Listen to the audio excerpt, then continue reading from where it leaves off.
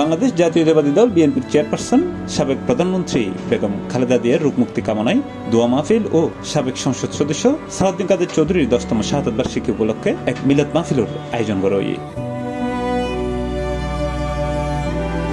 মুসাফা বিএনপির উদ্যোগে নভেম্বরের 28 তারিখ মুসাফা সানাইয়ার 6 নম্বরের একান রেস্টুরেন্টের হল রুমত এই দোয়া ও মিলাদ মাহফিল অনুষ্ঠিত হয়, যেটা সংগঠনের সিনিয়র যুগ্ম সম্পাদক মুর্শেদ আলমের সভাপতিত্বে ও মোহাম্মদ কামালের পরিচালনায় প্রধান অতিথি হিসেবে উপস্থিত আছেন বিএনপির সংযুক্ত আরব আমিরাত কেন্দ্রীয় বিএনপির আহ্বায়ক কমিটির সিনিয়র সদস্য মুসা আল মাহমুদ চৌধুরী।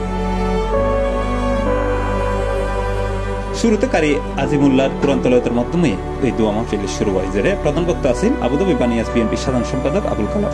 যারা 5 ওয়াক্তের নামাজ পড়ে প্রত্যেক নামাজে দেশনেত্রী বেগম খালেদা জিয়াকে আল্লাহ যাতে রোগ মুক্তি করে আমাদের মাঝে আবার ফিরিয়ে নিয়ে আসে। বাংলাদেশের এই পুরো বাংলাদেশের মধ্যে প্রত্যেকটা মসজিদে আমাদের দেশনেত্রী বেগম খালেদা জিয়ার জন্য দোয়ার আয়োজন করা হয়েছে এবং পাশাপাশি আমরা আজকে 10 বছর যাবত যে আমাদের নেতা সালাউদ্দিন কাদের চৌধুরীর আমরা প্রবাসে বসে আমরা প্রবাসের যে আইন কানুনকে শ্রদ্ধা করে বিশাল বড় আয়োজন করে আমরা দেশের সেবা করার জন্য অতি দ্রুত সুস্থ কামনা করুন। ইউপিএপির কেন্দ্রীয় সম্মানিত সদস্য মুসা আল মাহমুদ চৌধুরী। একজন সুদখোর যদি এই সুদের টাকার জন্য অসহায় মানুষের গরু নিতে পারে, ওনারা যদি ক্ষমতা যায়, কোনো মা বোনের ইজ্জতের কোনো গ্যারান্টি আছে ওনাদের কাছে?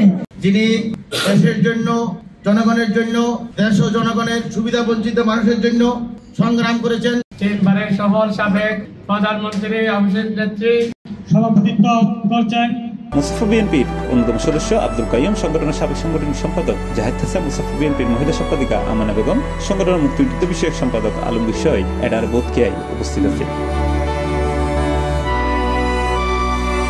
এছাড়াও এর উপস্থিত আছেন দেলোয়ার হোসেন, মোহাম্মদ মাহবুব, মোহাম্মদ জাফর, মোহাম্মদ আলম, মোহাম্মদ ফারুক, শওকত আলী সহ আরব বোধকিয়ায়। C plus TV, Chittagong.